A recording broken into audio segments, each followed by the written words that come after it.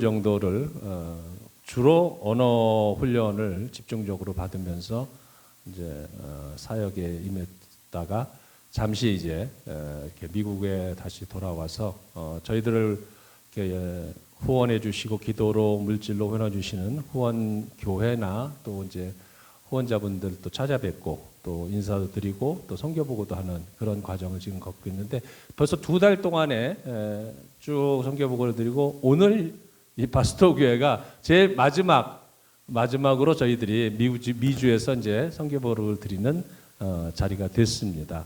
모든 것이 하나님의 은혜 가운데 이루어졌고 또 선교의 모든 현장 가운데서도 하나님이 성령 가운데 친히 역사하셔서 하나님의 뜻을 이루어가는 것들을 보게 되면서 정말 지난 2년 남짓한 시간들이 이제 선교사로서는 거의 초년생과 마찬가지인 저희들이었는데 염려와 근심보다는 고생했다는 것보다는 정말 하나님 앞에 감사가 많았던 시간들이었다. 이렇게 여러분들에게 말씀을 드리고 싶습니다. 오늘 제가 이제 나눌 말씀이 이제 이 창세기 12장 1절부터 3절까지 말씀이에요. 여러분 보시는 잘 아시는 말씀이죠. 우리 같이 함께 한번 읽어볼까요? 하나님 말씀. 여호와께서 아브라함에게 이르시되 너는 너의 고향과 친척과 아버지의 집을 떠나 내가 내게 보여줄 땅으로 가라.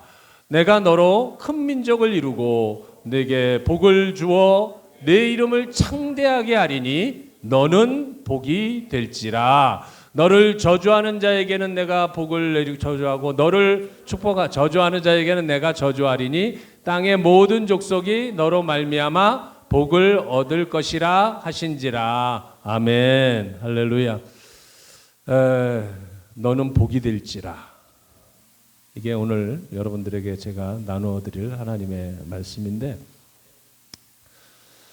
여러분 저희는 이제 파키스탄으로 선교를 나가 있습니다. 지구상에 보면 파키스탄만이 아니라 수많은 선교지가 있잖아요. 그래서 많은 선교사들이 선교지에 나가서 복음을 전하고 있는데 저희도 처음에 선교지로 나갈 때 참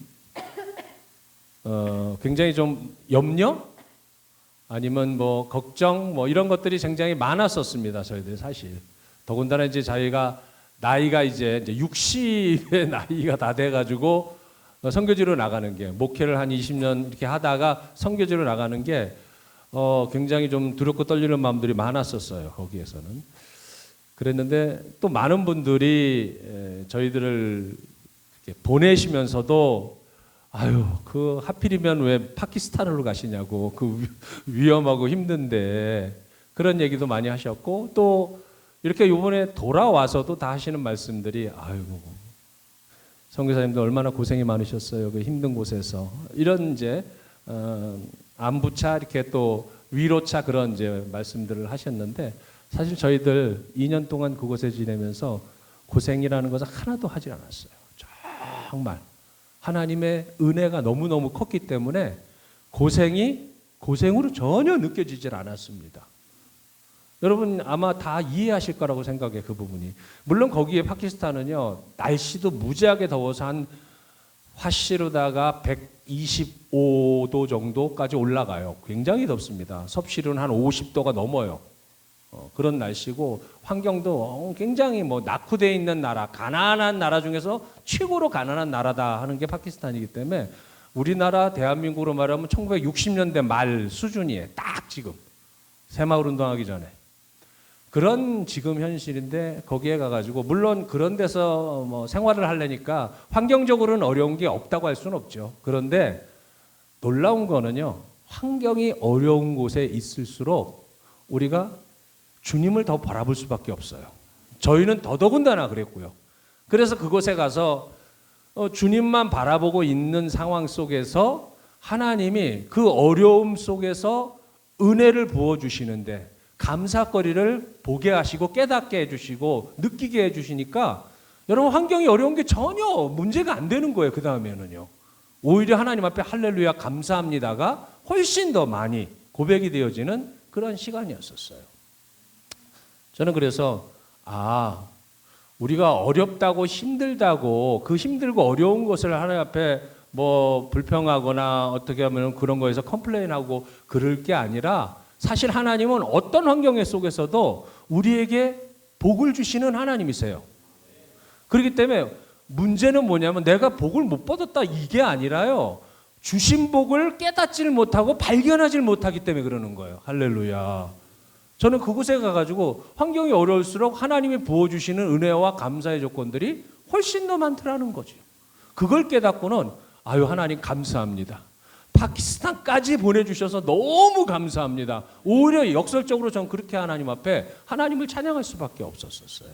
모든 것이 하나님의 은혜인 줄로 믿습니다. 제가 오늘 나눌 이 내용은요, 크게 두 가지입니다. 첫째는 저희가 가 있는 파키스탄이 도대체 어떤 나라인가에 대해서 간단하게 여러분들에게 선교적인 관점에서 파키스탄이 어떤 나라이고 또 왜 중요한가 선교지로서 이것을 잠깐 말씀드릴 거고요. 그 다음 두 번째는 저희가 SIM이라고 하는 국제선교단체 소속입니다. 그래서 SIM 파키스탄에서 SIM 자체에서 전 세계 한 3,000명의 선교사를 지금 파송해서 나가 있어요. 3,000명 정도가. 근데 저희가 그 중에 한 명으로 지금 파키스탄에 들어가서 지금 사역을 하고 있는데 저희가 사역은 개인적인 어떤 독립 사역이 아니고요. 팀하고 같이 사역을 하고 있습니다. 팀 안에서 같이 사역을 하고 있는데 저희는 뭐 심 코리아나 심 싱가포르 심 UK 심 사우스 아프리카 이런 데서 오신 선교사님들하고 같이 동역을 하면서 팀 사역을 하고 있습니다. 그런 저희의 사역이 어떤 사역을 하고 있는지를 간단하게 여러분들에게 소개를 시켜드리고 오늘 말씀을 중심으로 하나님 메시지를 잠깐 나누고 마무리를 하도록 하겠습니다. 여러분 사도행전 1장 8절 말씀 다 아시는 말씀이죠. 이거는 뭐 순복음교회에서는 아주 핵심적인 말씀이기 때문에 이 사도행전 1장 8절 말씀은 오직 너희에게 성령이 임하시면 너희가 권능을 받고 예루살렘과 온 유대와 사마리아와 땅끝까지 이르러 뭐가 된다고 그랬어요? 내 증인이 되리라. 할렐루야. 저는 이 말씀이 선교의 모티브가 되는 성경의 말씀이라고 저는 그렇게 봅니다. 선교의 모티브가 되는 거예요. 이 자체가. 근데 여기에 보면은 복음이 어떻게 전해지냐면 제일 먼저 선교가 이루어지는 첫 번째 조건이 뭐냐면 성령이 임하시면 할렐루야. 성령을 받게 되면은 성령이 임하시면은요 그 다음에 나오는 게 뭐냐면 전도와 선교가 자동스럽게 이루어진다라는 거예요. 그러니까 여러분 전도와 선교는요 내 힘으로 하는 게 아니에요. 탤런트가 있어서 하는 것도 아닙니다. 성령의 권능을 덧입게 되면은 누구나 예외 없이 전도하게 되고 선교하게 된다라는 거예요. 그래서 선교의 주체가 성령 하나님이십니다. 저희들이 그곳까지 가 있는 것도 성령의 인도에 쫓아서 가게 된 거고요. 할렐루야. 근데 복음이 시작되는 게 보니까 예루살렘에부터 시작이 되죠. 예루살렘. 예수님이 여러분 이스라엘 땅으로 오셨잖아요. 예루살렘에서 복음이 시작됐는데 여러분 복음이 시작돼 가지고 그다음에 유대 땅으로 퍼져나가고 그다음에 어디예요? 사마리아 땅으로 가고 그다음에 어디로 가요? 땅 끝까지 도달하게 된다. 이거는 하나님이 주신 말씀이에요. 근데 여러분 예루살렘이 어디입니까? 여러분 지도에 보시면은 딱 지금 빨갛게 표시된 데가 전 세계 지도에서 이게 예루살렘이에요. 여기 위치가 이게 중동 지역에 있는 거죠 지금요. 이게 예루살렘인데 여기서부터 복음이 시작이 돼가지고 퍼져나가기 시작한 거예요. 이 복음이 퍼져나가기 시작한 선교가 이루어지기 시작한 그 히스토리가 자세하게 초기에 기록된 게 어디입니까? 사도행전에 기록되어 있잖아요. 바울과 실라가 복음을 들고서 1차 선교여행, 2차 선교여행, 3차 선교여행을 한 내용이 쫙 기록되어 있죠. 근데 거기에 보니까 복음이 주로 퍼져나간 방향이 보니까 서쪽으로 향해서 퍼져나갔다고 그래요. 성경에 보니까. 그래서 이거를 복음의 서진이다 이렇게 표현을 하는데 복음이 예루살렘부터 퍼져나가요. 퍼져나가는데 보니까 여기에도 보니까 온 유대 땅과 그 다음에 뭐예요? 사마리아 땅. 서쪽에 있는 사마리아 땅으로. 그 다음에 더 퍼져나가는 게 땅끝이라고 하는 향해서 퍼져나가게 된 건데 성경의 사도행전에 본 기록대로 보면은 처음에 바울과 실라가 복음을 전하기 시작한 게 소아시아 지역으로 복음을 전하기 시작을 합니다. 소아시아 7교회가 지금 어디 있습니까? 바로 터키라고 하는 투르키아라고 하는 데 있죠. 거기를 지나서 복음이 그 다음에 내려가서 어디로까지 가냐면 유럽 땅으로 건너가잖아요. 그것이 사도행전에 잘 기록되어 있잖아요. 사도 바울에게 꿈의 환상 가운데 마케도니아 사람이 나타나가지고 건너와서 우리를 도우라는 환상을 보고 그 다음에 이게 하나님의 인도시구나 이걸 깨닫고 가게 된 곳이 유럽의 첫 관문이라고 하는 어디입니까? 빌립보성. 빌립보에 가서 복음을 전하기 시작하게 되잖아요. 거기에서 자주장사 루디아를 만나고 거기서 잡혀서 감옥에 갇혔다가 다시 거기서 성령의 역사 가운데 나와서 가정의 교회를 그 간수장하고 같이 해서 가정의 교회를 이루게 된 게 그게 유럽 땅에 처음 교회가 세워지는 과정이잖아요. 그러면서 그 복음이 유럽 땅 전체로도 퍼져나가고 그 다음에 영국을 거쳐서 복음이 건너온 곳이 어디예요? 지금 우리가 알고 있는 미국 땅으로 건너오잖아요. 복음이. 그 다음에 미국에서부터 복음이 다시 어디로 건너갑니까? 다시 서쪽 방향으로 돌아서 간 게 아시아 지역으로 들어와요. 그게 어디입니까? 중국, 일본, 한국 그리고 동남아 지역 쪽으로 복음이 이렇게 들어오게 되죠. 자, 이렇게 복음이 들어와서 결국 어디로까지 가야 되냐? 성경이 말하고 있는 곳이 어디예요? 땅끝이라고 하는 겁니다. 근데 여러분, 복음이 선교가 이 땅끝까지 이루어져야 되는데 그럼 성경이 말하고 있는 땅끝이 뭘까? 여러분, 옛날에는 여러분도 다 아시겠지만은요. 사람들이 지구를 어떻게 생각했냐면 이렇게 동그랗다고 생각을 안 했었어요. 예전에는. 그러면 어떻게 생각했느냐? 이렇게 바둑판처럼 넓적해가지고 네모 빠듯하다 이런 식으로 생각을 했었습니다. 그래서 사람들이 뭐 배를 타고 바다를 어디를 가든지 땅으로 어디를 끝까지 가다 보면 어느 순간에 뚝 떨어지는 낭떠러지가 있을 것이다. 그래서 거기를 땅끝이라고 생각을 했었습니다. 그런데 이 생각이 완전히 깨진 게 누구에 의해서 깨집니까? 콜럼버스에 의해서 깨지죠. 완전히. 깨지고 그 다음에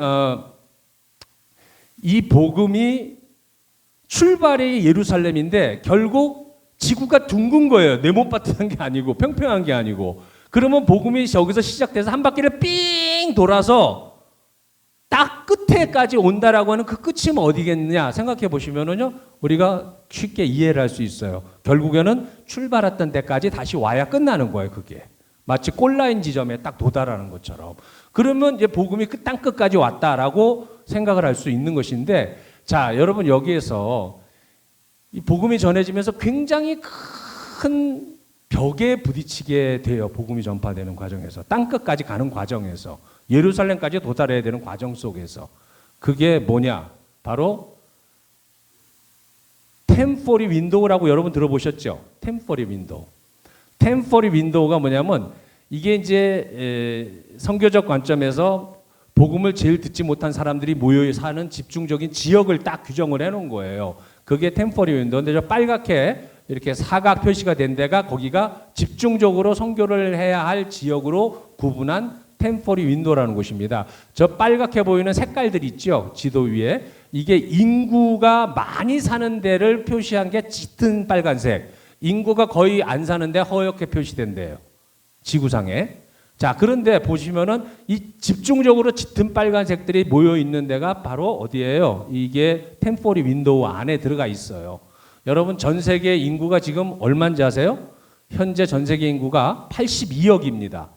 현재 82억인데 이 중에서 전 세계 인구의 3분의 2가 템포리 윈도우 안에 살아요. 54억 정도가 요 안에 다 살아요. 요 안에. 그런데 이 템포리 윈도우 안에 사는 사람들의 95%가 예수를 모르거나 예수님을 듣지 못했든지 이런 사람들이 여기에 집중해서 모여 있는 거예요. 그런데 그 중에서도 가장 예루살렘까지 복음이 다시 돌아서 땅끝이라고 하는 데까지 가는 데 있어서 가장 큰 벽, 걸림돌로 지금 현재 딱 나와 있는 데가 어디냐? 바로 이슬람 국가들입니다. 여러분 아시다시피 예루살렘, 이스라엘을 중심으로 해서 그 삥 둘러서 있는 나라들 있죠. 아시다시피 요르단, 이집트, 시리아, 그다음에 키스탄, 무슨 탄 하는 나라들 다 이쪽에 유럽 쪽으로 모여 있는 나라들, 이 나라들이 다 무슨 나라들이냐? 이슬람 국가들이에요. 너무나 희한할 정도로 예루살렘을 중심으로 해서 뺑 둘러서 마치 무슨 담 쌓듯이 성이 이렇게 벽 쌓듯이 이렇게 둘러싸여 있어요. 근데 복음이 땅끝이라고 하는, 다시 말해서 출발했던 예루살렘까지 들어가는 데 있어서 제일 큰 부딪힘이 생기는 곳이 이곳이에요. 여기엔 여러분 전 세계 인구의 지금 보시면 26%라고 그랬죠. 20억 인구가 무슬림입니다. 현재 이 인구는요 지금 기하급수적으로 늘어나고 있어요. 크리스천 인구는 줄어들고 있어요. 무슬림 인구는 엄청나게 빠르게 늘어나고 있습니다. 저는 전 세계 20억의 인구가 지금 무슬림이에요. 근데 이 인구가요 급속히 늘어나서 앞으로는요 기독교 인구를 훨씬 능가하게 됩니다. 훨씬 능가하게 돼요. 한국에만 26만 명의 지금 무슬림이 들어와서 살고 있습니다. 한국에만 26만 명. 특히 여러분 파키스탄을 주목해서 보셔야 할 이유가 있는 게 바로 이 점 때문입니다. 이 파키스탄을 이슬람 선교지의 관문이라고 말할 수가 있어요. 왜 이런 말을 하느냐면은 복음이 이렇게 서진을 해가지고 한 바퀴를 삥 돌아서 미국을 거쳐서 아시아로 들어와가지고 이게 다시 예루살렘으로 갈 때에 제일 먼저 딱 부딪히게 되는 이슬람 국가 중에 하나가 바로 파키스탄이라는 나라입니다. 근데 파키스탄은요 왜 또 중요한가 보면은 전 세계에서 단일 국가로 무슬림이 두 번째로 많이 살고 있는 나라예요. 두 번째로 가장 많은 무슬림이 살고 있는 나라. 파키스탄 전체 인구가 2억 4천인데요. 땅덩어리는 우리나라 대한민국의 한 4배, 여기에 텍사스 정도 뭐 아마 그 정도 사이즈 되는 것 같아요. 97%가 무슬림입니다. 2억 4천 중에서 97%가 거의 다 그냥 무슬림이라고 보시면 돼요. 기독교인들이 있거든요. 거기도 2%입니다. 자, 근데 파키스탄 사람으로서 전 세계에 흩어져 있는 디아스포라 같이 흩어져 있는 파키스탄 사람이 1,100만 명이에요. 그 중에서 중동 지역에만 거주하고 있는 사람들이 500만 명의 파키스탄 사람들이 흩어져 있고요. 한국에 2만 6천 명의 파키스탄 사람이 들어가 있어요. 여러분 한국에 보면은 노동자로서 해외 노동자로서 들어와 있는 사람 중에 파키스탄 사람 많이 들어와 있잖아요. 2만 6천 명이에요. 그 이 숫자가. 미국에만 60만 명이 파키스탄 사람들이 들어와 있습니다. 미국에만. 조사를 해보니까 제일 많이 살고 있는 한 지역에 제일 많이 살고 있는 지역이 어딘가 파키스탄 사람도 찾아보니까 넘버원이 저희가 사역했던 휴스턴입니다. 휴스턴에 파키스탄 사람들이 10만 명이 들어와서 살고 있어요. 거기는 가스스테이션 가면 다 파키스탄 사람들이 하고 있는 거예요. 가스스테이션은 다. 예전에는 인도 사람이 많이 했는데 지금은 파키스탄 사람이 싹 다 하고 있어요. 두 번째로 미국에서 파키스탄 사람 많이 사는데 어디냐? 뉴욕. 뉴욕이 한 9만 명 정도가 거기에 살고 있어요. 전 세계에서 이민을 가장 많이 보내는 나라 중에서 6번째가 파키스탄입니다. 그러니까 여러분 파키스탄 사람들이 전 세계에 굉장히 많이 흩어져 있어요. 많이 흩어져 있기 때문에 이들이 어떻게 보면 상당히 복음을 전파하는 과정 속에서 중요한 역할을 할 수 있는 사람들이라는 거예요. 이 파키스탄 사람들이다. 그 다음에 여러분 보시면은 이게 지리적인 파키스탄의 위치입니다. 빨갛게 보이는 게 이게 이제 파키스탄이에요. 자, 좀 더 자세히 보시면은 파키스탄이 어디에 붙어 있나 모르시는 분도 있죠. 잘 보시면은요, 저 초록 색깔이 파키스탄이고요. 한국의 4배 정도 크기예요. 그런데 옆에 있는 동쪽에 국경을 하고 있는 나라가 커다란 땅덩어리가 어디냐면 인도입니다. 인도하고 파키스탄은 예전에 하나로 했었어요. 하나로 있었었는데 영국이 통치가 끝나고 나서 독립이 돼요, 서로가. 독립된 건 다른 게 아니라 바로 종교 때문에 독립이 됩니다. 파키스탄은 무슬림, 인도는 뭐예요? 힌두교. 그것 때문에 완전히 독립이 돼가지고 서로가 앙숙이 돼가지고 지금까지도 으르렁거리고 싸우고 있는 나라예요. 인도하고. 그게 파키스탄입니다. 파키스탄은 인도와 마찬가지로 핵을 보유하고 있는 나라예요. 서로가 핵 때문에 서로 으르렁거리다 핵까지 만든 나라들입니다. 그 다음에 북쪽으로다가 국경이 어디냐면은 중국하고 국경이 되어 있어요. 이 국경이 중국하고 돼 있어가지고 중국에서부터 많은 물자들이 메이드 인 차이나가 어마어마하게 파키스탄 안에 들어와 있어요. 그리고 파키스탄 사람들은 중국 사람들을 최고로 좋아해요. 외국인 중에서. 왜 최고로 좋아하느냐? 전에 인도하고 파키스탄이 카시미르 분쟁이라고 그래서 거기서 굉장히 지금까지도 싸우고 있는데 거기에 전쟁이 인도하고 하고 있을 때에 파키스탄에다가 전쟁 물자와 모든 보급품과 이런 것들을 지원해 준 나라가 중국이에요. 그래서 중국 아주 완전히 찐 프렌드죠. 파키스탄은. 중국 사람들 너무 좋아해요. 근데 저희가 파키스탄에 딱 들어가 보니까 우리 얼굴이 뭘 닮았어요? 중국 사람을 닮았잖아요. 어딜 가든지. 그러면 완전히 짜이나 막 이러면서 엄청 반겨요. 우리는 감사하지요, 사실. 감사해요. 그래서 노 차이나, 코리아 이렇게 하면 코리아 하면서 또 거기가 지금 K컬처가 엄청나게 거기도 파키스탄에 들어와가지고 사람들이 뭐 이게 유튜브 같은 거 보고 하다 보니까 한국 노래, K-팝, K-푸드 막 이런 것들이 이제 많이 알려져가지고 한국도 너무 잘 알아요, 이제는. 특히 젊은 사람들은 확실하게 한국에 대해서 잘 알더라고요. 좋은 이미지로 알고 있어서 너무 감사하더라고요, 그것도. 그 다음에 서쪽 전체의 거의 3분의 2 가까이를 차지하고 있는 국경을 차지하는 데가 어디냐? 아프가니스탄이라는 나라입니다. 여러분 많이 들어보셨죠? 미국에서 아프가니스탄 예전에 전쟁 때문에도 많이 거기 가 있었고. 근데 이 아프가니스탄하고 파키스탄은 같은 탄탄 나라라 가지고 이게 뭐예요? 이슬람 국가예요. 같은 이슬람 국가인데도 이 두 나라가 지금도 전쟁하고 있어요. 여러분 뉴스에 보시면 지금도 파키스탄하고 아프가니스탄하고 전쟁하고 있다는 얘기 나오잖아요, 종종. 뭐 때문에 아니라 탈레반 때문에 지금 서로가 전쟁을 하고 있어요. 탈레반 때문에. 그 다음에 마지막으로 국경에 이 남쪽 지역 남서쪽으로 국경에 접해 있는 나라가 어느 나라냐? 이란이 거기하고 접게 돼 있습니다. 그 유명한 이란하고 파키스탄도 굉장히 가까운 우방국이에요. 그렇게 접해져 있는데 이렇게 네 나라와 접경을 하고 있는 파키스탄이라는 나라입니다. 그 중에서도 서쪽 지역 전부는 다 이제 이슬람 국가로 전부 다 이제 이렇게 연결이 되어지는 그러한 지리적인 위치가 있는 나라죠. 자, 그 다음에 보시면은요, 제가 여러분들에게 말씀드리고 싶은 게 미전도 종족에 관한 거예요. 파키스탄이 전 세계에서 두 번째로 미전도 종족을 많이 보유하고 있어요. 여러분 미전도 종족이 뭔지 아시죠? Unreached people이라고 그래가지고 미전도 종족이냐면 뭐냐면 복음을 듣지 못한 종족이나 복음을 들었는데도 이들이 스스로 자기 종족에게 복음을 전할 수 있는 능력이 구비되지 않은 종족을 미전도 종족이라고 구분을 합니다. 이게 지금 전 세계에 7,400여 종족이 현재 남아 있어요. 아직 unreached people로 해가지고 7,400 종족. 이거는 2023년에 좌시아 프로젝트에서 발표한 치수입니다. 이게 숫자인데 여러분 전 세계의 종족 수가 몇 종족이 사나 했더니 알아보니까요. 전 세계 지구상에 인구로는 지금 83억이라고 그랬잖아요. 82억. 근데 종족으로 구분해 보니까 17,000 종족이 지구상에서 살고 있어요. 17,000 종족. 그 중에서 10,000 종족은 거의 복음이 전해져 가지고 복음이 스스로 자기 종족에게 복음을 전할 수 있는 역량까지 교회가 세워지고 이래 가지고 그런 것까지 구비가 된대요. 그런데 나머지 7,400 종족은 아직도 그것이 구비되지 않아 가지고 여전히 미전도 종족으로 남아 있습니다. 그 중에서 가장 많은 전 세계에서 미전도 종족을 보유한 나라가 어딘가 보니까 인도가 넘버원으로 2,000 종족이 넘는 미전도 종족을 보유하고 있습니다.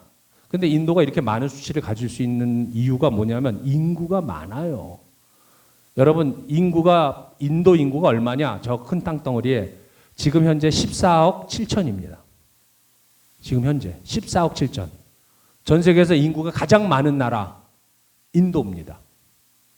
예전에 얼마 전까지만 해도 가장 많은 나라가 어디였을까요? 중국이었어요. 중국 14억이라고 그래서. 근데 지금 이 순위가 확 바뀌었어요. 지금은 인도가 넘버원입니다. 중국이 넘버2고. 그 다음에 보니까 미전도 종족을 가장 그 다음 많이 보유한 데가 어디예요? 파키스탄입니다.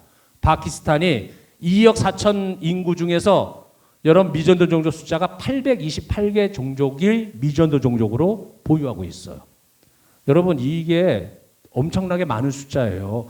2,000 종족에 비하면 800 종족은 많지 않은 것 같죠? 그러나 2,000 종족은 인도가 워낙 인구가 많잖아요. 14억 7천에서 2,000 종족하고 2억 4천에서 800 종족을 따져보세요. 인구 대비를 했을 때 훨씬 파키스탄이 사실상 어떻게 보면 숫자적으로다가는 많은 종족을 보유하고 있다고 볼 수 있는 거죠. 자, 그 다음에 보시면은요, 이게 이제 인구 증가를 놓고 보는 거예요. 이게 가장 most populous country 해가지고 파키스탄이 인구 성장에 있어서 세계에서 지금 넘버 5예요. 넘버 5입니다. 전에는 이게 파키스탄이 인구가 지금 2억 4천이라고 그랬잖아요. 근데 이게 급속히 점점 앞으로 더 올라가는 나라예요. 지금 몇 개 나라가 보니까 대부분의 나라들은 인구가 다 지금 줄고 있거든요. 미국 넘버 3에서 지금 급속히 인구가 줄입니다. 한국 마찬가지로 인구가 줄죠. 지금 애 안 낳아요. 결혼도 잘 안 하려고 그러고 애도 안 나니까 나도 하나. 그러니까 어떻게 돼요? 둘이 만나서 하나 나면은 마이너스잖아. 이거는 계속 최소한 둘은 낳아야지 이 꼴인데 둘이 결혼해가지고 하나 나면은 마이너스야. 이거는. 그러니까 인구가 점점 줄어요. 한국도. 근데 세계에서 보니까 인구가 급속히 느는 나라가 딱 눈에 띄는 나라가 있어요. 제일 급속히 뛰는 나라가 어디냐면요, 나이지리아라는 나라예요. 나이지리아가 지금 폭발적으로 인구가 늘어서요. 앞으로 2100년에는요 넘버 3로 전 세계에서 4억에 가까운 인구로 늘어납니다. 그 다음에 또 급속히 늘어나는 나라 중에 하나가 여러분 그 그래프에 보시면 콩고라고 하는 나라가 저 밑에 인구 별로 없던 나라에서부터 급속히 올라가서요 넘버 어디까지요? 5까지 올라갑니다. 나중에 2100년에는. 그리고 파키스탄이 넘버 4로다가 2100년에는요 인구가 급속히 증가하는 나라가 돼요. 저희가 지금 파키스탄에 가보니까요 대부분의 사람들이 다 애들이 밖에서 뛰어노는 애들 다 애들이야. 다. 그러니까 이 얘기 뭐냐면은요 파키스탄의 연령 비율이 젊은 사람들이 훨씬 더 많은 거예요. 굉장히 많아요.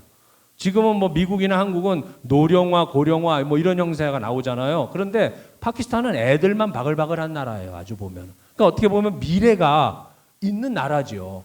가능성이 있는 나라라는 거예요. 그런 거에 있어서는. 근데 왜 이렇게 여기 파키스탄에 인구가 많을까? 애들이 이렇게 많나? 가만히 보니까요. 여러분 한국도 옛날에 1940년, 50년, 60년대 때 우리 농사 질 때 집집마다 애 기본적으로 3, 4, 5, 뭐 5이 뭐야? 열을 낳는, 열이 뭐야? 12까지도 낳는 집안도 있었어요. 칠공주집 이런 거는 뭐 너무 흔하게 들었던 얘기고. 그러니까 그때 왜 이렇게 애를 많이 낳았어요, 우리들이? 농사 지면서 노동력, 아이들이 결국 노동력이거든요, 결국에는. 그러니까 사실 많은 아이들을 낳을 수밖에 없었어요.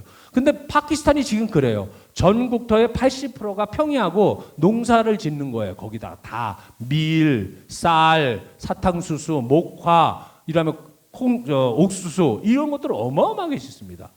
전 국민의 50%가 농업에 종사해요. 그러니까 여러분 농사 지어야 되니까 일이 많은데 인력이 필요하잖아요. 그러니까 아이들을 많이 낳는 거예요. 낳아가지고 국민학교 한 5학년, 초등학교 한 5학년 정도 다니면 학교 그만 보내요. 학교는 무슨 학교에 지금 당장에 가가지고 밭에 가서 농사 일해야 되는 게 급한데 그러고 있어요 지금. 그렇습니다. 인구가 그렇게 폭발적으로 증가하는 나라다. 이걸 말씀드리고 싶고요. 마지막으로 이게 뭐냐면은요, 가장 많은 무슬림이 살고 있는 나라가 될 게 바로 파키스탄입니다. 앞으로 25년 후에는 전 세계에서 가장 많은 무슬림이 살고 있는 나라가 파키스탄이 될 겁니다. 통계적으로. 현재는 가장 많은 무슬림이 사는 나라가 어디냐? 인도네시아입니다. 인도네시아가 지금 2억 한 8천, 2억 9천 인구에서 87%가 무슬림이에요. 현재는 한 2억 4천 정도가 무슬림인데 앞으로 인도네시아는 인구가 줍니다. 지금 줄어드는 반면에 파키스탄은 인구가 늘어나는 상황 속에 있기 때문에 25년 후에는 파키스탄이 가장 많은 무슬림이 사는 나라가 될 거기 때문에 이게 선교적인 관점에서 그래서 중요한 거다는 거예요. 특별히 이슬람 선교를 놓고 볼 때 중요한 나라죠. 그래서 그런 차원에서 여러분 이슬람 여성들이요 아이들을 많이 낳습니다. 여러분 다 아시겠지만 미국도 마찬가지예요. 정책적으로 많이 낳아요. 그 사람들은. 근데 수치상으로 나와 있는 게 보니까 다른 종교의 여성들은요, 출산하는 게 2.3%예요. 2.3명이에요. 한 여성이 2.3명 정도를 출산을 하는 거로 돼 있어요. 근데 이슬람 여성들은요, 3.1, 3.2예요. 출산율이. 상당 압도적으로 높은 거예요, 이거는요. 이러니까 앞으로 무슬림 인구들이 급성장할 수밖에 없는 구조라는 거죠. 그 다음에 이제 이게 마지막으로 그리스도인이 되거나 그리스도로 살기에 가장 어려운 나라 어딘가 조사를 해서 보니까 역시 제일 어려운 데가 북한이에요. 현재로는. 북한이 가장 그리스도인이나 그리스도인으로 살아가는데 가장 힘든 나라라고 표현이 돼요. 보니까. 그 다음에 뭐 소말리아라든지 예멘이나 뭐 이런 나라들이 그 다음인데 파키스탄은 넘버 거기에 보니까 7에 기록돼 있어요. 근데 좀 더 구체적으로 들어가가지고 레코디드 바이런스라고 그래가지고 이렇게 이제 폭력이 동반된 물리적인 폭력이 동반된 핍박을 놓고 찾아보니까 예를 들면 뭐 그리스도인을 테러를 한다든지 교회를 테러하고 폭탄 테러 같은 걸 한다든지 이런 구체적인 물리적인 어떤 이런 핍박을 찾아보니까 넘버 원이 어디냐 놀랍게도요 나이지리아가 넘버 원입니다. 현재 아프리카 나이지리아. 나이지리아는 전 국민의 반이 크리스찬이에요. 미국에도 나이지리아 사람 엄청 많이 들어와 있잖아요. 전 국민의 반이 크리스찬이고요. 나머지 거의 반은 어디냐? 크리스찬들입니다. 근데 이쪽 무슬림들이 크리스찬을 엄청나게 공격을 해요. 거기는. 그래서 거기가 제일 폭력도가 제일 높은 데예요. 거기가. 크리스찬들에 대해서. 그 다음에 넘버 2가 어디예요? 파키스탄입니다. 파키스탄이 종교 자유를 나라는 얘기를 해요. 하지만은 엄청나게 차별을 합니다. 그리스도인들은 엄청나게 차별하고 그리고 2%밖에 안 돼요.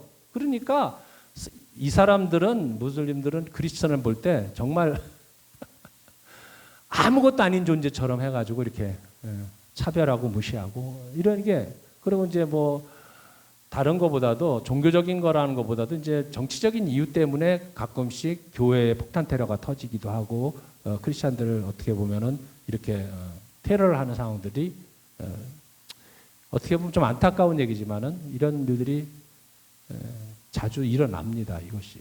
그래서 그리스도인이 되거나 그리스도인으로 살아가기 가장 어려운 나라가 바로 두 번째 나라가 바로 이 파키스탄입니다. 파키스탄은 전도 자체가 불법이고 금지되어 있죠. 전도를 이렇게 할 수가 없어요. 자유롭게. 그러다 보니까 그리스도인들이 나가서 전도하거나 선교한다는 것은 꿈도 못 꾸고 살아가는 나라예요. 그 나라는.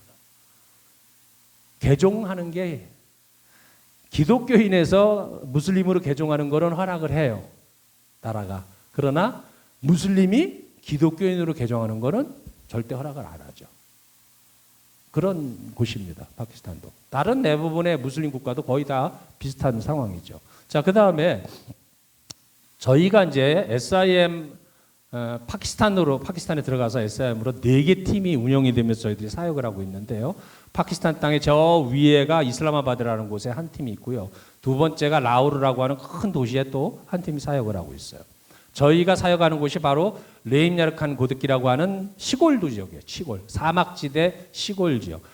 파키스탄에서 제일 더운 곳 중에 하나. 여름에 6월 달에 5월 달에 50도가 넘게 올라가는 사막지대. 여기도 사막지대. 여기도 더울 때는 한 115도 막 이렇게 올라가죠. 110도 올라가죠. 거기는 125도까지 올라가요. 와, 여기 유명한 데스밸리라고 하는 데 있잖아요. 데스밸리. 거기가 엄청 뜨거운 데잖아요, 진짜. 거의 그 수준인 것 같아요, 저게 보기에. 근데 이게 가서 보니까요. 엄청 뜨거운데 처음에 저희가 가서 기겁을 했죠. 뭐 이렇게 뜨겁나 싶었는데 이게 한 110도 정도 이상 넘어가면은요. 감각이 더다면 없어요. 그러니까 110도나 120도나 다 그냥 더운 거에는 어떻게 더 표현이 안 되는 그 수준이 되더라고요. 근데 어디든지 여러분 사람만큼 환경에 적응이 빠른 존재가 없어요. 저희도 야 여기서 어떻게 사냐 했는데도 가서 하나님의 은혜 가운데 있으니까요. 적응이 다 되더라고요. 거기에 있는 사람들은 뭐 태어나서부터 그런 환경 속에서 자라는 사람들이 다 대부분인데 뭐 저희도 가서 보니까 덥지만 뭐 더운 대로 또 하나님의 은혜가 있습니다. 할렐루야. 그러고 살고 있어요. 그렇게 해서 이제 마지막으로 하이데라바드에 또 한 팀이 있어서 4개 팀이 운영이 되는데 저희가 지금 있는 사역하는 곳이 레임야르칸 고드키라고 하는 바로 이 사막지대예요. 여기가 어떻게 보면은 파키스탄의 본부예요. 여기가 헤드쿼터인데 여기에 사역을 우리 SIM에서 선교사들이 들어가서 사역을 한 지가 파키스탄에 70년 됐어요. 지금 70년 됐는데 저희 팀이 들어가서 사역한 지가 여기에 대부분의 프로젝트들이 여기서 운영이 됩니다. 대부분의 파키스탄의 프로젝트들이 저희가 거기에 같이 이제 함께 팀 사역을 하고 있는 거예요. 야, 그러면 이제 저희가 나눠드리는 말씀이 이게 뭐냐면 SIM 레임야르칸 팀에서 저희가 사역을 하고 있는데 어떤 사역을 저희가 하고 있는가를 간단하게 말씀드릴게요. 제일 첫 번째가 호스텔 사역이에요. 남자아이들 시골에서부터 데려다가 1학년부터 10학년까지의 아이들을 교육시키는 거예요. 여러분 선교에 가장 어떻게 보면은요 집중적으로 하고 있는 사역이 뭐냐? 교육 사역입니다. 교육 어린 아이들, 청소년들을 교육하는 게 가장 효과적인 선교의 방법이기 때문에 이 아이들을 불러다가 교육을 시켜요. 얘네들은 거의 대부분이 부모가 크리스찬들이에요. 그런데 교육받을 수 있는 기회가 상당히 떨어지기. 아까 말씀드렸죠. 5학년 정도 되면은 밭에 나가서 일하라고 그러지 학교 안 보낸다고요. 그러니까 교육을 제대로 못 받아요. 크리스찬 아이들이 다. 그래서 교육 못 받으니까 어떻게 돼요? 계속해서 제대로 된 직장도 가질 수가 없고 가난을 대물림을 하게 돼. 자꾸 교육을 못 받으니까. 그래서 이들을 잘 가르쳐서 어떤 양질의 교육을 통해서 이들이 사회에 나가서 정착을 잘 할 수 있게끔 돕는. 대신에 여기에 들어와서 기숙 생활을 하면서 먹여주고 재워주고 입혀주면서 공부를 크리스찬 교육을 시키는 거죠. 저희 팀에서 운영하고 있는 크리스찬 학교에다가 얘들을 보내서 교육을 시키는 거예요. 그런 사역을 지금 하고 있는 게 바로 이 호스텔 사역이라고 할 수 있습니다. 두 번째가 직업훈련원 사역이에요. 이거는 저희만이 아니라 NGO 같은 데서도 많이 하고 있는 사역인데 기술 가르쳐가지고 직장을 잘 잡을 수 있도록 도와주는 거죠. 15부터 25 사이에 있는 티네이저 아이들, 청년들을 불러다가 먹여주고 재워주면 기술훈련을 시켜요. 그러면서 성경 가르치고 이들에게 신앙을 심어주고 이러면서 이제 이들이 여기서 기술을 배워서 나가서 직장을 얻기도 하고 자기 사업을 만들기도 하는데 주로 이제 가르치는 게 첫 번째가 이게 봉제예요. 봉제. 미싱이라고 죠. 미싱이. 봉제인데 주로 이들이 만드는 옷이 제가 입고 있는 이 파키스탄 정통 복이에요. 이게 샬라르 까미즈라고 하는 이 옷을 만드는 거예요. 이 사람들 지금 입고 있는 아이들이 입는 옷도 똑같아요. 제가 입는 옷 똑같은 겁니다. 색깔만 다르고 여기에 카라가 있느냐 없느냐 요거만 차이가 있지 똑같아요. 모양은. 작업할 때도 작업복도 이런 거. 어디에 무슨 교회 예배 들어가기 위해서 정장을 입는 것도 이거. 다 이런 거예요. 다 똑같이. 그래서 이거를 훈련시켜가지고 얘들을 이제 졸업을 하고 나면 봉제 코스는 1년이에요. 1년 코스 졸업하고 나면은 얘네들이 다 어디로 가냐면 자기네 마을로 대부분 갑니다. 마을로 가서 거기서 직장을 얻든지 자기의 사업 가게를 내든지. 그런데 이 애들이 가가지고 자기네 마을에 가가지고 직장만 얻는 게 아니라 거기다가 교회가 없는 곳에 교회를 만들어요. 얘들이 처치 플랜팅을 합니다. 얘네들이 훈련받고 여기서 나가서 처치 플랜팅을 하는 거예요. 그래서 여기서 이제 이런 아이들 아니면 오토바이 거기 오토바이 엄청 많거든요. 무슨 태국이나 뭐 이런 데처럼 바글바글해요. 그냥 오토바이가 차는 별로 없고. 그러니까 오토바이를 관계로 해가지고 고치는 일 이런 게 또 직업으로서 굉장히 필요한 곳이고. 그래서 이거를 가르쳐가지고 얘들이 이제 얘네들은 2년 코스입니다. 2년 코스 훈련을 기숙하면서 훈련 받아가지고 복음으로 훈련 받고 그래가지고 얘네들이 나가서 직업을 얻는 곳에서 교회를 개척하는 거예요. 그리고 얘들이 교회 처치 플랜팅의 개척 멤버들이에요. 다 얘네들이. 2가정씩 이렇게 모여가지고 개척을 집에서부터 하는 거죠. 이거를 저희들이 가서 이제 얘네들이 개척을 하게 되면 가서 저희들이 가서 돕는 거죠. 같이 예배드리면서 교회가 정착할 수 있도록 돕는 그 사역을 하고 있어요. 이거는 뭐냐면 김신영 선교사가 이들에게 찬양을 가르치는 클래스예요. 찬양 클래스. 이게 왜 하게 됐냐면 얘네들이 전부 다 여기서 훈련받고 나가면 처치 플랜팅 할 때 교회 개척 멤버들이 자고 그랬잖아요. 그리고 리더가 다 돼야 할 애들이에요. 애들이. 근데 처음에 제가 파키스탄 가가지고 같이 우리가 예배를 드리는데 주일날 예배를 드리는데 깜짝 놀랐어요. 왜 놀랐느냐? 앞에 나와서 장로님 같은 분이 예배를 인도를 하시는데 와 당연히 우르도어로다가 예배를 인도를 하시죠. 찬양을. 근데 음정도 완전 무시, 박자도 무시, 그냥 자기 기분으로 그냥 자기 스타일로 그냥 쫙 찬양을 인도하는 거예요. 그런데 더 놀라운 거는 앉아 계시는 회중들도 찬양을 하는데 흔한 말로 각기 제 길로 갔거늘 자기 스타일로 다 따로따로 다 이렇게 그러. 그러니까 이게 왜 이러는가 처음에 깜짝 놀랐는데 알고 보니까 파키스탄에는요 음악 교육이 없어요. 아예 초등학교부터 음악이라는 거를 아예 안 가르쳐요. 그러니까 뭐 콩나물 대가리가 뭔지 도레미파솔라시가 뭔지 화음이 뭔지 이게 전혀 없어요. 아예 없습니다. 거기 찬송가 집이 있거든요. 거기도 찬송가 교회 안에 찬송가 집이 있어요. 근데 찬송가 집 보면은요, 우리는 찬송가 집 딱 보면은 악보하고 이렇게 같이 있잖아요. 거기는 이거 없어. 우리나라 60년대 70년대까지만 해도 한국의 찬송가 책에 어떻게 돼 있어요? 가사만 돼 있고 세로로다가 이렇게 써가지고 가사만 되어 있잖아요. 똑같아 거기는 지금. 그러니까 뭐 악보는 아예 보는 뭐 없는 거고 그냥 가사만 써가지고 그걸 가지고 하는데 각자 제 스타일로 그냥 부르는 거예요 그게. 그래서 아 이거 안 되겠다. 아니 얼마든지 좋은 아름다운 소리를 가지고 하나님을 찬양할 수 있잖아요. 근데 이들은 배우질 못했기 때문에 그런 거가 잘 안 되는 거예요. 그래서 특히 이제 얘네들은 교회 리더가 되고 앞으로 찬양도 인도하고 이렇게 이러할 아이들이니까 찬양을 아름다운 소리로 낼 수 있는 법이 있다라는 것을 가르쳐 주고 그래서 이들이 음악 교육을 받는 거죠. 어떻게 보면은 하나님을 잘 찬양할 수 있도록. 이슬람 국가는요 음악 자체를 터부시합니다. 참 묘하죠? 음악을 터부시해요.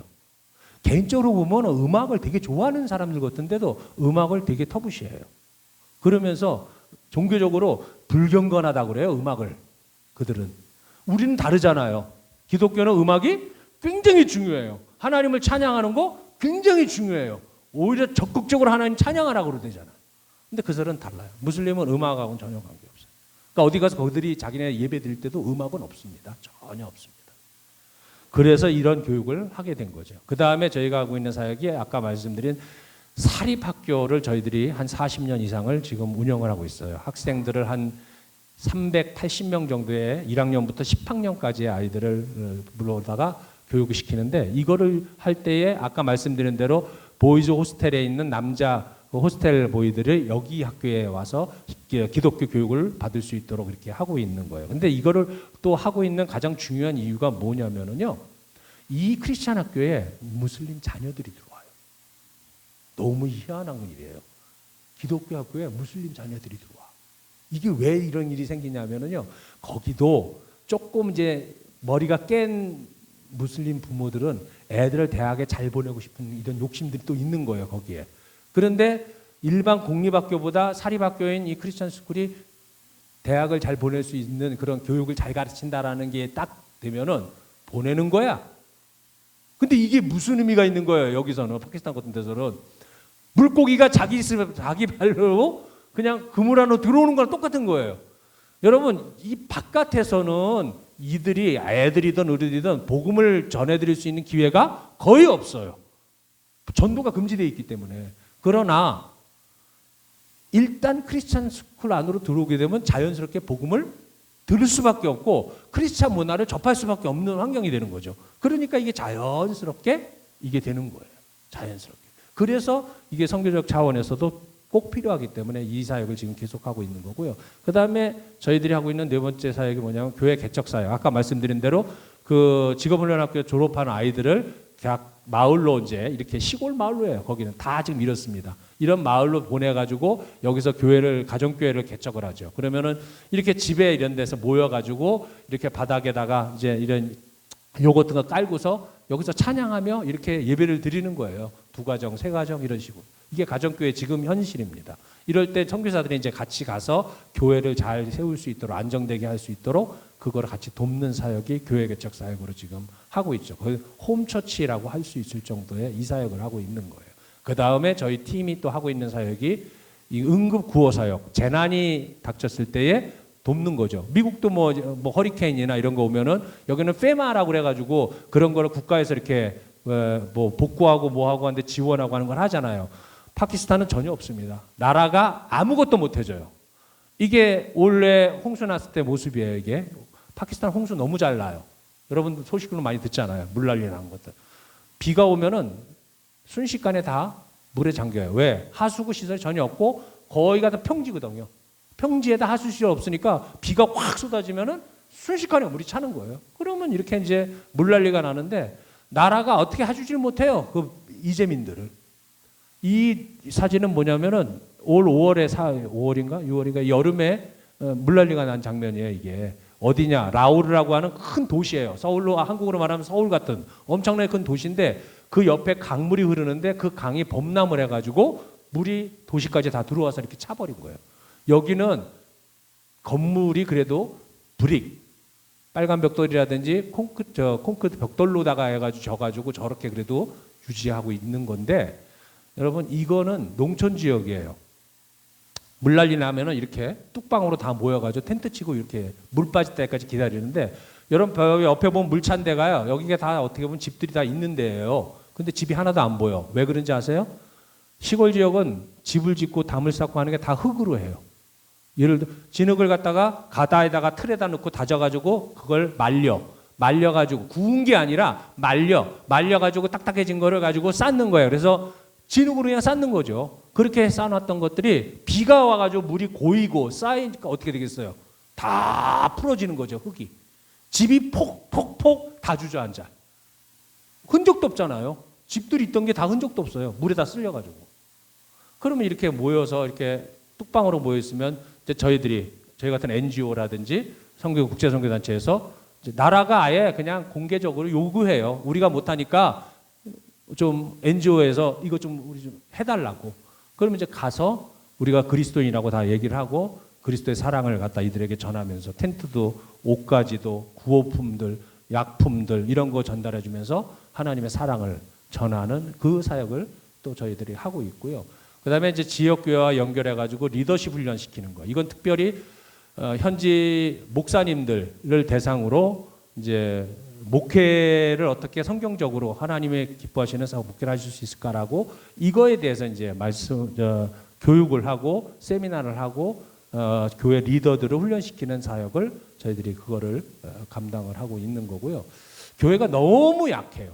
너무 약해가지고 없어도 너무 없는데 거긴 정말 여러분 실감이 안 나시겠지만요. 진짜 우리 대한민국의 60년대 말이라고 생각하시면 딱 맞아요. 여러분 여기서 60년대 말 한국에서 다 살아보셨잖아요. 다 살아보셨을 거라 생각이 드는데 그때 딱 그거예요.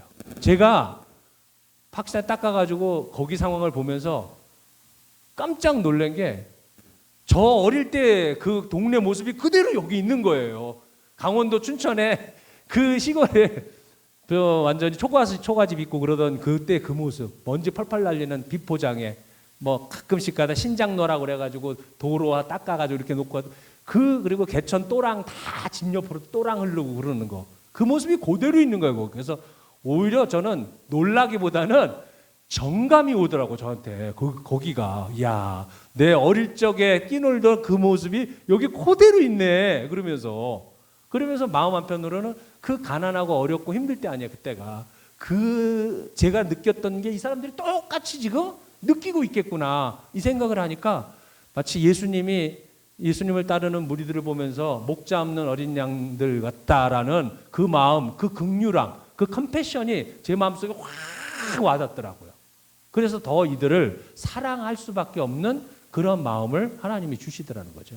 그 다음에 저희가 7번째로 하는 사역이 선교지 다음 세대 세우기 사역이에요. 이게 뭐냐면은 크리스찬 학생들을 특별히 선정을 해가지고 이들을 도와서 양질의 교육을 받아서 대학까지도 졸업을 할 수 있도록 돕는 거예요. 왜냐하면 아까 말씀드린 대로 크리스찬들이 애들을 거의 잘 안 가르쳐요. 여자들은 더더군다나 안 가르쳐요. 여러분 그 분위기 아시죠? 한국도 옛날에는 여자가 배워서 뭐해 이런 분위기였잖아요. 여기 똑같아요. 여자들 거의 교육 기회를 안 줘요. 그리고 남자들 줘도 얼마나 하다가 그냥 다 중간에 다 드랍하고 그냥 일하러 가고 돈 벌려고 그러는 거예요. 그러니까 대를 이어서 가난을 대물림을 하니까 이게 그리스도인들이 세상에서 인정을 받지를 못하는 거예요. 어디 가서. 그리고 복음을 설사 나누려고 해도 너나 잘 믿어 이런 얘기가 나올 수밖에 없는 거죠. 무슨 돈이 되거나 야 나도 저 사람들처럼 살고 싶다라는 이런 게 와야 되는 거거든요. 거기는요. 그렇게 와야 되지 전도를 할 수 있는 데인데 그게 안 돼 있으니까 전도를 할 수가 없는 거예요. 그래서 이 구조를 바꿔야 되겠다 싶어서 저희들이 가서 아이들, 특별히 크리스찬 아이들에게 양질의 교육을 받을 수 있도록 지금 현재 18명을 선발을 해서 지금 학업을 할 수 있도록 후원을 하는 거죠. 먹고 사는 거 후원을 시켜주는 게 아니라 학교에서 학비 내고 교복 사고 신발 사고 학용품 사는 거를 서포트를 해가지고 공부를 계속할 수 있도록 이거를 하는데 한 아이당 미국 돈으로는 20불, 한국 돈으로는 3만 원. 이거를 마치 그 월드비전에서 아이들을 결혼시켜가지고 이렇게 하잖아요. 후원하는 것처럼 이렇게 해서 후원자하고 한 명씩 1대1로 다 연결을 시켜서 지금 18명을 후원을 하면서 이들이 원하면 대학까지 졸업할 수 있게끔 그거를 도와주는 거예요. 그래서 대학을 졸업하면은 이제 애들도 다 사회에 나가서 선생님도 될 수 있고 교사도 되고 의사도 되고 판사도 될 수 있고요. 군에 들어가가지고 군 장성까지도 갈 수 있고 영향력 있는 자리까지 갈 수가 있다라는 거죠. 그렇게 되면.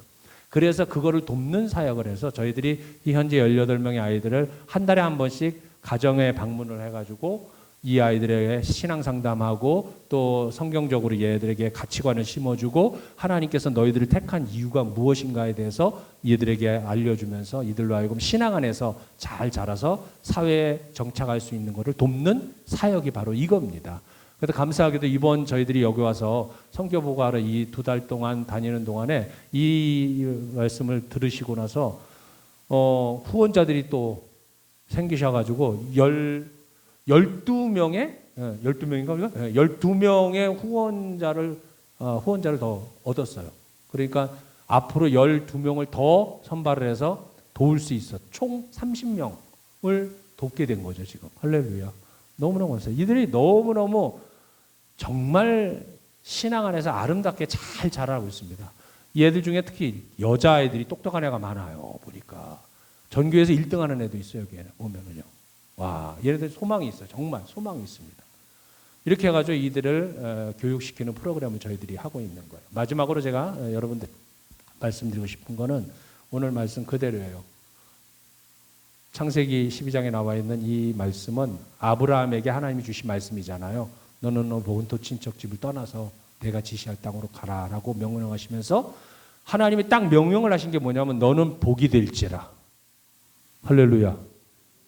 아브라함에게만 이게 하신 말씀이 아니라 오늘 예수 믿고 그리스도 안에서 거듭난 하나님 자녀된 사람들은 다 똑같은 하나님이 주신 말씀이에요. 너는 복이 될지라. 이게 성교적 관점에서 이 말씀이 굉장히 중요한 거예요. 너는 복이 될지라. 근데 복이 되라고 하나님이 말씀을 하시는데 그냥 넌 복이 되라 이렇게 말씀을 하시는 게 아니에요. 선행하시는 하나님의 말씀이 뭡니까? 내가 내게 복을 주어서 너가 복이 될지라. 너 그냥 잘 살아봐 이게 아니라 잘 살 수 있는 것들을 다 제공해 주시고 잘 살아 이렇게 하시는 거예요. 여러분 다 복 받은 사람이라는 거 믿으십니까? 예수님에서 복 받으신 분들이에요. 우리 모두는 정말 다 복 받은 사람들이에요. 근데 이게 내가 얼마나 많은 복을 누리고 살아가는지를 잘 못 깨닫고 사는 게 이게 문제야. 신앙인으로서. 당연한 것처럼 생각하고 살아가는 게 이게 문제야. 저도 그런 사람 중에 하나였던 것 같아요. 보니까 목사임에도 불구하고 그렇게 감사할 줄 몰랐어. 제가 가지고 누리는 거를. 그러다가 파키스탄에 가보니까 오 마이 굿니스. 내가 얼마나 복을 받은 존재인지를 절감을 하겠더라니까요. 절감을 해. 여기에 특별히 제가 예수 믿는 형제 자매들이잖아요. 거기 교회를 저희가 관계로 사역을 하는데 이들은 어찌 보면은 다 나하고 똑같은 형제요. 자매들이잖아요. 하나님 안에서 우리 다 형제 자매잖아요. 국적이 틀리다고 뭐 다른 게 아니잖아요. 다 똑같잖아요. 우리는 형제 자매인데 하나님 나라를 기업으로 얻은. 그런데 이들은요 너무 없어. 없어도 너무 없어 진짜. 진짜 집안에 가면은 숟가락 몇 개와 그릇 몇 개 하고 그냥 무슨 여기 왜 옛날에 말하면 무슨 뭐 장롱 비슷한 요만한 거 그런 거 하나 놓고 그게 전부야 그냥. 그런 데서 살아가는 거예요 그냥 대부분을. 매일 먹을 거 끼니 걱정하면서. 나하고 똑같은 형제 자매인데 다 하나님 자매들인데. 근데 돌이켜보면 나는 그동안 보니까 나는 받아도 너무 많은 것을 받아서 누리면서 살아왔던 사람이야. 보니까요. 여러분, 우리는요, 죄송한 얘기지만 여기 바스토 110도까지 올라간다고 그랬죠? 110도까지 올라가는데 토요일 날 이런 메시지가 왔어. 교회에서 목사님이 딱 메시지를 보낸 거야. 집사님, 권사님, 교회 에어컨이 망가졌습니다. 주일날 에어컨 없이 예배를 드려야 합니다. 이 메시지를 만약에 받았다면 우리는 순간적으로 심각한 고민에 빠지잖아요. 야, 어떡하지? 110도가 넘나에 더군다나 교회 안에 예배당은 찜통에 엄청 더울 텐데 어떻게 예배드리지? 그냥 온라인으로 예배드려야 되나? 뭐 이런 걱정하잖아요. 근데요, 거기는 110도가 아니라 120도가 넘는 그 더위에서도요, 에어컨이 어디에 선풍기 뜨거운 바람 펑펑펑 쏟아진 데서도 간절하게 하나님을 찾고 찬양하고 하나님 앞에 뜨겁게 예배드려요. 너무도 없는 데에서.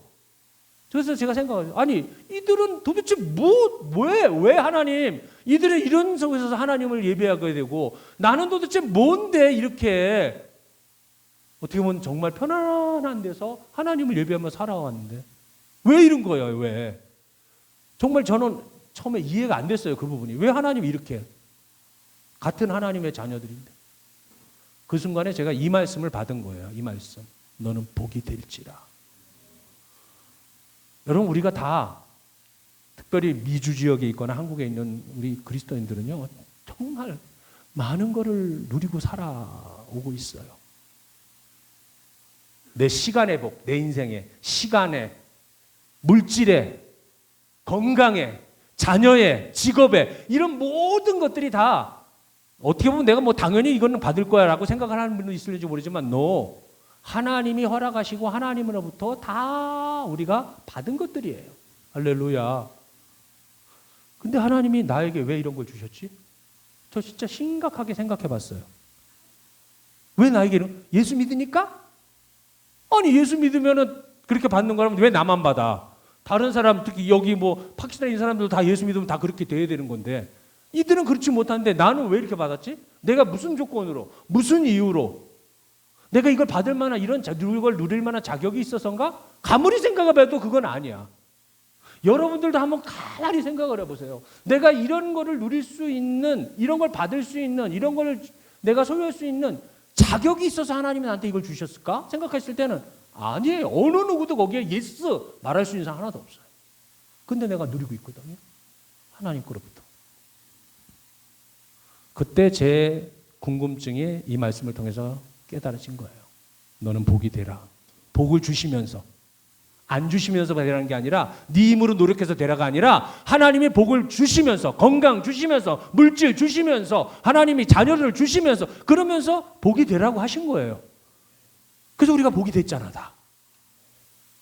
근데 그 복을 주신 목적이 내 예수 믿으니까 네 이거 줄 거고 너 그냥 행복하게 이 땅에서 잘 살다 나한테 와, 이래서 우리한테 주신 게 아니더라는 거죠.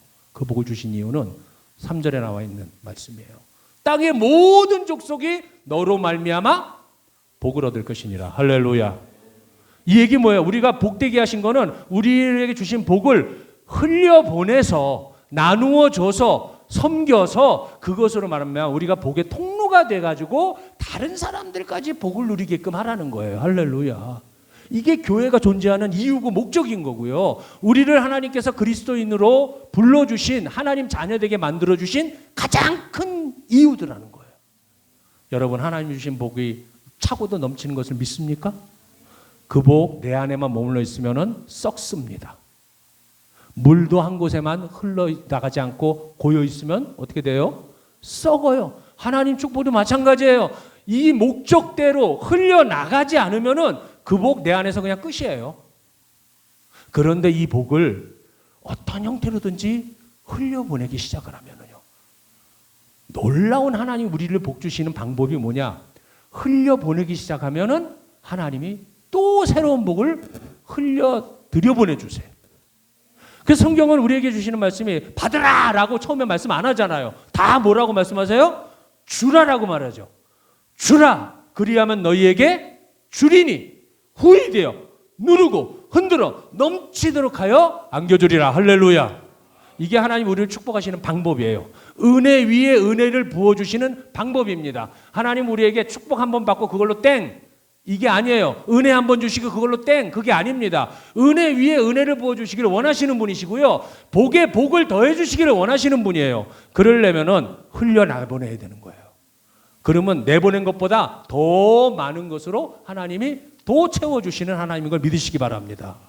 바라기는 우리 바스도 한인교회 성도 여러분들, 내가 받고 누리고 있는 게 얼마나 하나님이 부어주신 큰 복인지를 절감을 하시고요, 감사하시고 그거를 반드시 복의 통로가 되셔가지고 가장 가깝게는 교회 안에서부터 그리고 내 이웃에, 이 바수토 지역에, 미주에도, 그 다음에 더 나가서 뭐예요? 파키스탄 같은 땅끝이라고 할 수 있는 그곳에까지도 여러분이 받은 복을 흘려 보내보세요. 여러분, 엄청난 하나님이 채워주시는 역사를 반드시 경험할 줄로 믿습니다. 할렐루야. 이게 하나님이 여러분들에게 오늘 주시고자 하는 말씀이에요. 이제 끝으로 저희 유신영, 김신영 성교 우르더로다가 한 번 더 찬양을 하고 싶대요. 굳이 하고 싶대. 그래서 찬양 한번 하고 제가 기도하고 축담으로 마치도록 하겠습니다.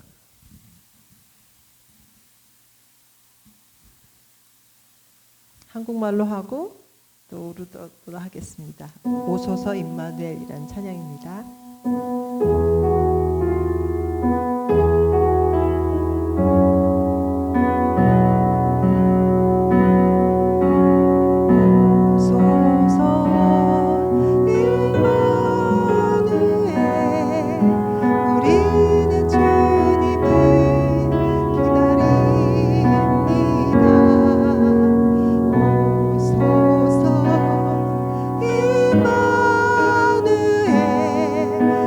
우리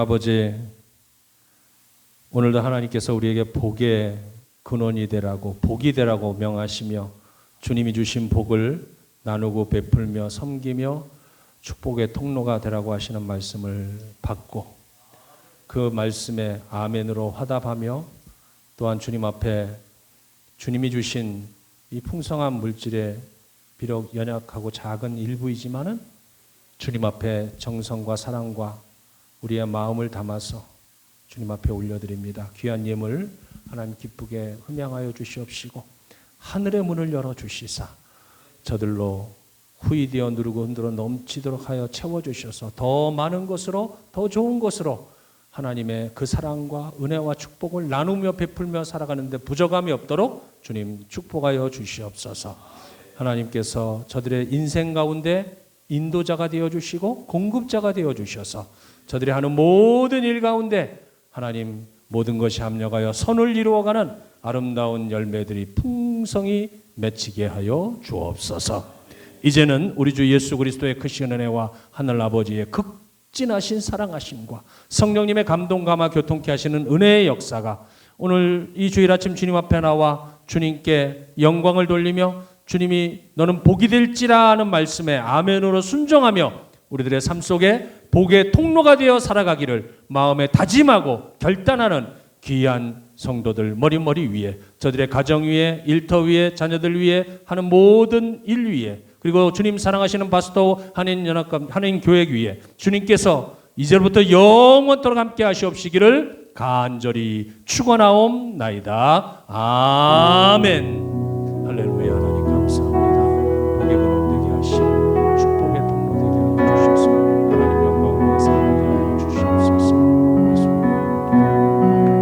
할렐루야. 하나님께 영광의 박수 올립니다. 아멘. 지난 2주 한국 방문 통해서 박경미 집사님께서 남겨주셨던 그 포션의 마지막 부분들 우간다 선교사님들 자녀들 학교 세우는 거에 아산 소망교회 통해서 10,000불 전달했고요.